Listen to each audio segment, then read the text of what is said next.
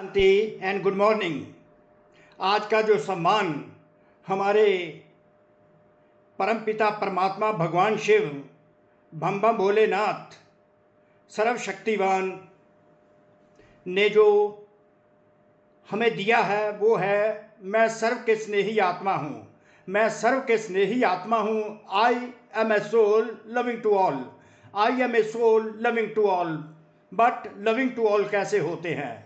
सर्व के स्नेही आत्मा कैसे बनते हैं? तो परमात्मा ने सर्व के स्नेही आत्मा बनने का जो एक तरीका बताया है, एक विधि बताई है, वो है सहनशीलता के द्वारा। अगर सहनशीलता की शक्ति हम में है, द पावर टू टॉलरेट है, तो हम जो आत्मा है लविंग टू ऑल है, सबके स्नेही है, सर्व के स्नेही है। अगर सहनशीलता की शक्ति नहीं है, पावर टू टॉलरेट मिसिंग है, तो हम लविंग टू ऑल सर्व के स्नेही नहीं बन सकते। तो पुरुषोत्तम संगम युग में सर्वशक्तिवान भगवान शिव ने आके हमको अपनी सर्व शक्तियां डेलीगेट करती हैं, क्योंकि आप समान बनाना चाहते हैं। तो 8 शक्तियों पर मुख्य परमात्मा शिव एम्फेसाइज करते हैं, अर्थात उसका इम्पैक्ट हमारी मन बुद्धि पर डालते हैं। 8 शक्तियों में से अगर वो 8 शक्तियां हम इन्वोक कर लेते हैं, उनका आवाहन करते हैं, और उन 8 शक्तियों को हम प्रतिदिन हमारी रोजाना जिंदगी में यूज करते हैं, बात बात पर यूज करते हैं सहनशीलता की शक्ति को, पावर टू टॉलरेट को, तो हमारे में एक दिव्यता आती है, डिविनिटी इन्वोक होती है। तो 8 शक्तियां हैं डिविनिटी को इन्वोक करने के लिए, अपने आप को एब्सोल्युटली प्योर करने के लिए। अगर 8 शक्तियों में से एक शक्ति भी कम हो जाती है तो हम ये नहीं कह सकते कि हम डिवाइन सोल हैं।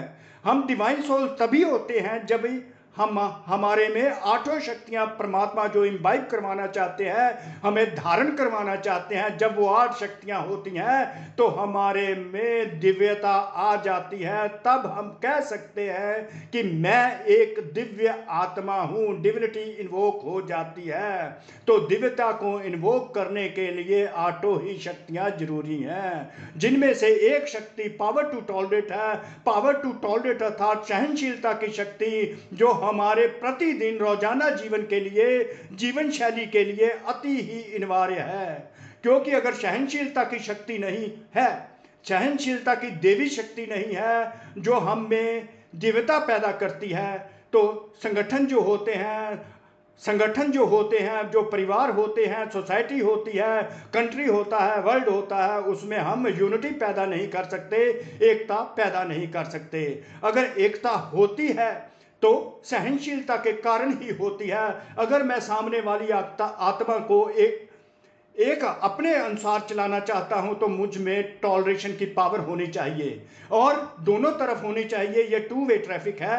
अगर टू वे ट्रैफिक दोनों तरफ आत्माएं टॉलरेट करती हैं तो दोनों में यूनिटी हो जाती है। इसी प्रकार परिवार में यूनिटी हो जाती है, सोसाइटी में यूनिटी हो जाती है, ऑर्गेनाइजेशंस में यूनिटी हो जाती है, संगठन संगठित होकर एक होकर रहते हैं। अगर सहनशीलता की शक्ति नहीं है, दिव्य शक्ति नहीं है, वो हम में दिव्यता नहीं सहनशीलता की, तो संगठन संगठित नहीं रहते बल्कि खंडित हो जाते हैं, डिसइंटेग्रेशन हो जाती है, कंट्रीज में डिसइंटेग्रेशन हो जाती है, वर्ल्ड में डिसइंटेग्रेशन होती है, आपस में झगड़ा होने लगता है, तो परिवार भी टूटने लगते हैं, सोसाइटी भी टूटने लगती है, और कंट्री भी लूटे जाते हैं। तो सहनशीलता की आवश्यकता हमें घर में, समाज में, संस्था में, ऑर्गेनाइजेशन में, जॉब में और बिजनेस में भी आवश्यकता इसकी होती है। हर जीवन के हर पहलू में सहनशीलता की शक्ति इम्बाइब करना, धारण करना अति आवश्यक है। तब ही हम दिव्य आत्माएं कहला सकते हैं, सतयुगी आत्मा कहला सकते हैं। तो पर सहन शक्ति एक ऐसी शक्ति है जो आत्मा की शक्ति है। ये आत्मा की शक्ति है। जब हम आत्मा रूप में अपना जीवन बिताते हैं, ये समझते हैं कि ये मैं बॉडी नहीं, ये मैं आत्मा हूं, मैं बॉडी कॉन्शियस ने ना होकर सोल कॉन्शियस में होकर अपना जीवन बताता हूं, बात बात पर मैं सोल कॉन्शियस मुझे स्मृति रहती है। तो सहनशीलता की शक्ति जो मेरा स्वभाव है, सहनशीलता मेरी नेचर है। अगर मुझे ये नेचर मुझे स्वतः ही 24 आवर्स याद रहती है, 24/7 याद रहती है, ये मेरी जीवन शैली बन जाती है, तो सहन शक्ति, मुझे ये नहीं कहना पड़ता कि मैंने सहन किया। सहना कोई मरना नहीं, मैं ये नहीं कह सकता यही मैं ही मरता रहूं। मैंने कितना सहन किया, मैंने कितना सहन किया, अब ये भी तो कुछ करें, ये भाषा मेरी नहीं रहती। सहन करना अर्थात अनुभव ही नहीं होना कि मैंने सहन किया, क्योंकि सतयुग में आत्मा की स्थिति ही सहन करने की होती है। आत्मा को यह नहीं पता चलता कि मैं सहन कर रही हूं। तो हमें वो स्थिति बनानी है सतयुगी, हमें नेचर बनानी है अपनी कि मैं सहनशील आत्मा हूं। ये पता ही ना चले मैंने सहन किया, कब तक सहन करूंगी, मैं ही मरती रहूंगी। मरना नहीं है, सहन करना मरना नहीं है, ये स्नेह से जीना है, दूसरों के दिलों पर राज्य करना है, अर्थात स्नेह से जीना है। स्नेह से राज्य करने का तरीका परमात्मा ने बता दिया, सर्व के स्नेही बनना अर्थात स्नेह से जीना, मरना नहीं है। ये मेरा स्वभाव है, मेरा स्वभाव, इसको स्वभाव बनाकर चलना है, अपनी स्थिति बना लेनी है। जब मेरी स्थिति सहनशीलता की बन जाती है, बात बात पर विरोधाभास हो विरोधाभास होने के बावजूद मुझे पता नहीं चलता, मैं सहन कर जाती हूं, तो वो मेरी स्थिति सहनशीलता की बन जाती है, तो मेरी सृष्टि भी सहनशीलता की बन जाती है। अर्थात हेवन मेरे लिए पैराडाइज अनुभव होने लगता है। तो वो सतयुगी स्थिति होती है, जो ये कहना ना पड़े, ये अनुभव ही ना हो। जिस प्रकार दुर्गा माँ के लिए कहते हैं, दुर्गा का वही संस्कार है, वो अपने बच्चे को कैसे सहन कर करके, उसको पता ही नहीं चलता दुर्गा माँ को कि मैंने सहन किया। तो सहनशीलता एक संस्कार है, इस संस्कार को हमने अभी से ही इन्वोक करना है, सारा दिन इसकी प्रैक्टिस करनी है, बात बात पर प्रैक्टिस करनी है, घर पर प्रैक्टिस करनी है, ऑफिस में प्रैक्टिस करनी है, और बिजनेस प्लेस पर प्रैक्टिस करनी है, समाज में एक दूसरे के साथ मिलते हुए ये प्रैक्टिस करते रहेंगे। तो जितनी इन्वोक करेंगे, आवाहन करेंगे, जितना इसका प्रैक्टिकल स्वरूप यूज करते रहेंगे, तो प्रैक्टिकल स्वरूप स्वतः ही बन जाएंगे। तो हम सहनशील आत्मा बन जाएंगे, तो स्वतः ही स्नेही बन जाएंगे, और इसका फल भी बहुत ही अविनाशी और मधुर होगा, फल बहुत मीठा होगा। कहते हैं ना, patience is bitter but it's fruit is sweet. In the same way the power of tolerance is bitter but it's fruit is sweet. तो परमात्मा के स्वयं के महावाक्य हैं, कैसे वरदान है, सहन शक्ति द्वारा अविनाशी और मधुर फल प्राप्त करने वाले सर्व के स्नेही भाव, मैं एक सर्व की स्नेही आत्मा हूं। किसके द्वारा? सहनशीलता के द्वारा।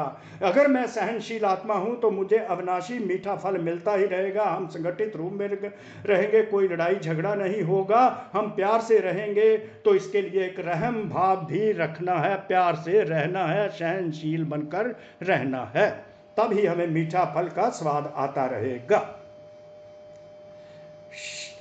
विधि है, सहन करना मरना नहीं है, लेकिन सबके दिलों में स्नेह से जीना है। सहन करना, स्नेह से जीना है, दिलों पर राज्य करना है।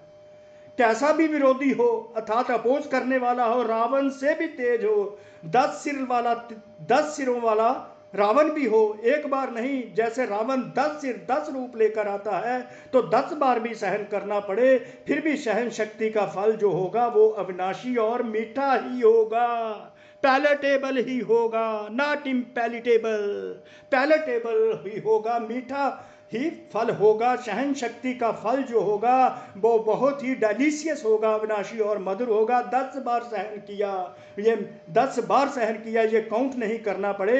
ये सिर्फ ये भावना नहीं रखो, ये फीलिंग नहीं रखो कि मैंने इतना सहन किया, मैंने इतना सहन किया, ये फीलिंग बिल्कुल ही एलिमिनेट कर देनी है, वाइप आउट कर देनी है। तो यह भी कुछ करे, दूसरे से उम्मीद नहीं करनी, एक्सपेक्ट नहीं करना। अलग काल के लिए वो भावना है, वो फीलिंग अलग काल की इंटेंशन है। जस्ट रहम दिल बनना है, जिस प्रकार परमात्मा शिव रहम दिल बनते हैं और विश्व कल्याणकारी बनते हैं। हमें हमेशा याद रखना है कि मैं मास्टर विश्व कल्याणकारी आत्मा हूँ, मैं रहम दिल आत्मा हूँ। जिस प्रकार मेरे परम पिता परमात्मा भगवान शिव रहम दिल है, सामने इनटॉलरेट करने वाली आत्मा है उस पर भी रहम करना है, तो वो आत्मा भी सहनशील बन जाएगी। रहम भाव रखो, यही है सेवा। हम सेवाधारी आत्माएं हैं, परमात्मा शिव समान हम सेवाधारी आत्माएं हैं, हम रहमदिल आत्माएं हैं, तो हमें रहम करना है। सेवा जो भाव होता है वह सर्व की कमजोरियों को समा लेता है, उनके साथ एडजस्ट होकर रहता है और किसी प्रकार का सेवाधारी विरोध नहीं करता, सामना नहीं करता। किसी भी बात का विरोध नहीं करना, कमजोरियों को समा लेना है, बस सहन करते जाना है और मीठा फल, डेलिशियस फल खाते जाना है और सर्व के स्नेही बनते जाना है। तो सर्व के स्नेही आत्मा हूँ, स्वतः ही हम इसका स्वरूप बन जाएंगे, तो सतयुगी स्नेही आत्मा बन जाएंगे, तो हमारा जो सृष्टि है स्वर्ग बन जाएगी। तो कोटि कोटि शुक्रिया परमात्मा शिव का, जो हमें दिव्य आत्मा बना रहे हैं, सतयुग की प्रेपरेशन करा रहे हैं, हमें ग्रूम कर रहे हैं सतयुग से। तो ऐसे परमात्मा को दिल से शुक्रिया, आप सब आत्माओं का भी कोटि कोटि शुक्रिया। ओम शांति, ओम शांति, ओम शांति।